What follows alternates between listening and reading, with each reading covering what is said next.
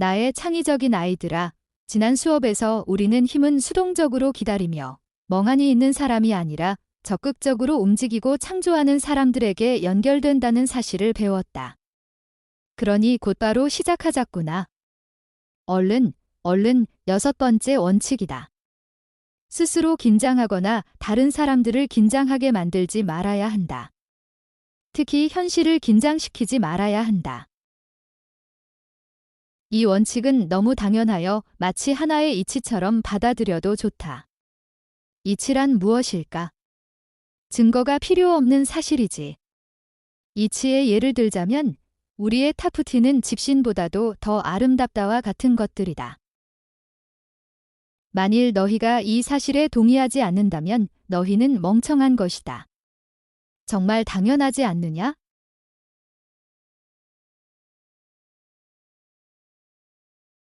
이놈들, 이 애송이 거머리들아. 집에서 얼른 기어 나와 다 같이 모이거라. 힘을 끌어당기는 법칙에 대해 계속 배워볼 것이다. 지난 수업에서 우리는 6번째 원칙을 알아보았다. 스스로 긴장하지 않고 다른 사람과 현실을 긴장시키지 말라는 것이었다. 그렇게 하기 위해서는 어떻게 해야 할까? 긴장을 풀기 위해 노력하도록 긴장하고 있어야 할까? 물론 아니다. 어떤 노력을 하고 있는 자신을 잡아내고 꽉 쥔 손을 놓아주고 자신의 주의를 나다로 옮겨 놓아야 한다. 그런 다음에는? 그 다음은 7번째 원칙이다. 가능태의 흐름을 따라 움직이는 것이다. 너희는 이렇게 말하겠지? 아, 우리도 그건 알아요. 하지만 너희는 이 문장을 어떻게 읽는지만 알 뿐이다. 그것을 정말로 알지는 못하지. 직접 하지 않았기 때문이다. 뭔가를 이해하기 위해서는 그것을 해야 한다. 그러니 하거라. 알지 말고.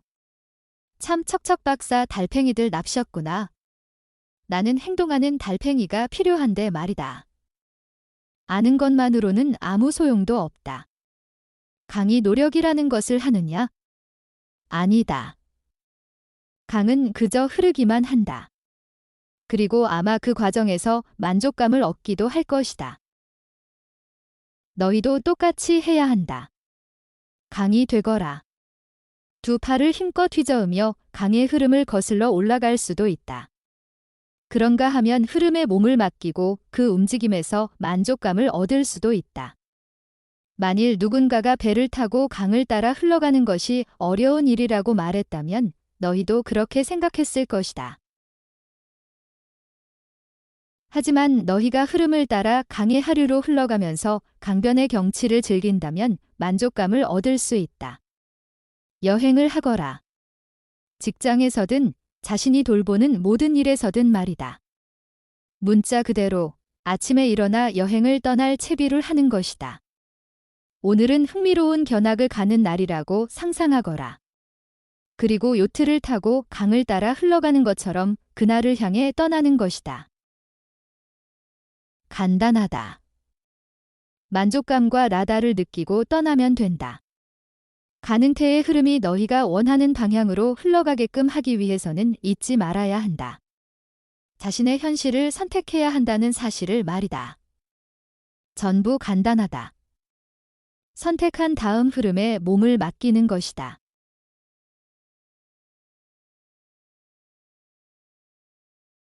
지난 수업에서도 게으른 달팽이들은 평소 때와 다름없이 아무것도 배우지 못했다. 반면에 부지런한 달팽이들은 마치 여행길에 오르듯 하루를 향해 반복적이고 따분한 하루라도 떠날 수 있다는 사실을 알아냈지? 그렇게 하기 위해서는 아침부터 자신의 세계 환경 설정에 라다를 끼워 넣고 오늘은 평범하고 힘든 하루가 아니라 흥미로운 여행을 하는 날이라는 사실을 스스로 입력해야 한다.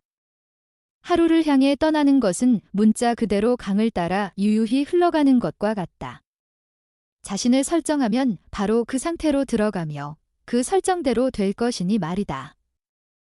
아니면 그 강 자체가 되어 가능태의 흐름과 함께 움직여야 한다. 집중하거라. 가능태 공간의 흐름에 따라 움직이는 것은 바로 의식을 가지고 움직이는 것을 뜻한다. 끓는 물에 둥둥 떠다니는 소시지처럼 되라는 말이 아니다.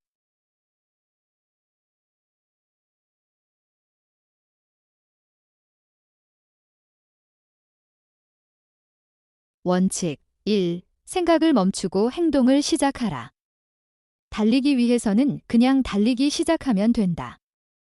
준비를 위한 준비를 하지 말라. 영감을 기대하지 말고 아무 생각 없이 달리기 시작하라. 처음에는 아주 느린 속도라도 말이다. 원칙 2. 무슨 일이 있어도 반드시 일을 해야 한다면 그 일을 의도적이고 의식적으로 최선의 방법과 진심을 다하는 것 외엔 다른 방법이 없다. 노력을 하면 영혼은 자연히 연결된다. 그리고 영혼이 연결되면 힘도 따라온다. 원칙 3. 힘이 너희를 대신하여 어려운 일을 하게끔 허용하기 위해서는 자신을 탈동일화하고 일과 하나가 되어야 한다. 너희는 손이 아니라 도구이다. 원칙 4. 너희가 일을 하는 태도를 선택하거라. 현실만 선택할 수 있는 것이 아니다. 자신의 행동 방식이나 태도도 선택할 수 있다. 이것은 시나리오와 전혀 다르다. 이것은 너희의 태도이다. 너희가 여러 가지 일들을 해내는 태도 말이다. 원칙 5. 너희가 하는 일은 창조적인 것이어야 하며 너희는 그 일에 몰두해야 한다. 힘은 현실의 엔진을 돌리고 현실을 창조한다. 만일 너희도 함께 창조를 한다면 힘이 너희에게 다가와 너희를 들어 올릴 것이고 그러면 일이 쉬워질 것이다. 원칙 6. 스스로 긴장하거나 다른 사람들을 긴장하게 만들지 말아야 한다. 특히 현실을 긴장시키지 말아야 한다. 너희가 어떤 일에 대해 긴장하고 있다는 사실을 자각했다면 원인이 무엇인지 인식하고 자기 자신과 현실을 놓아주어야 한다. 원칙 7. 가능태의 흐름을 따라 움직이라. 강이 노력이라는 것을 하느냐? 아니다. 강은 그저 흐르기만 한다. 그리고 아마 그 과정에서 만족감을 얻기도 할 것이다. 너희도 똑같이 해야 한다. 강이 되라. 원칙 8. 힘을 끌어당기기 위해서는 노력을 하지 말아야 한다. 원칙 6과 비슷하다. 이것은 스스로도 긴장하지 않고 다른 사람과 현실을 긴장시키지도 말라는 원칙이었다. 하지만 원칙 8은 조금 다르다.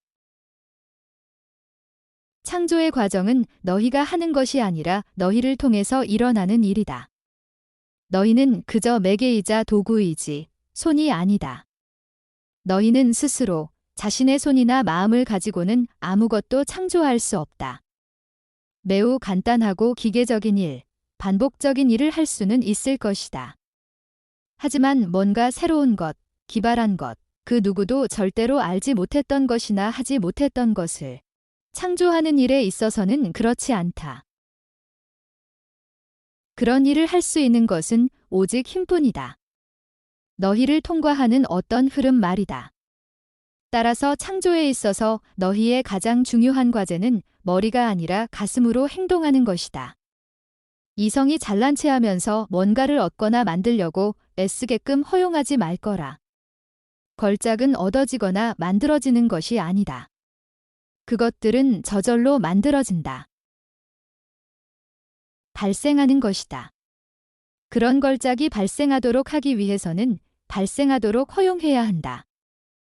허용은 추동력으로서 자신의 나를 버리는 것이다. 행동하는 것은 내가 아니라 외부의 힘이다. 나는 그저 창조의 힘이 흐르는 파이프에 불과하다.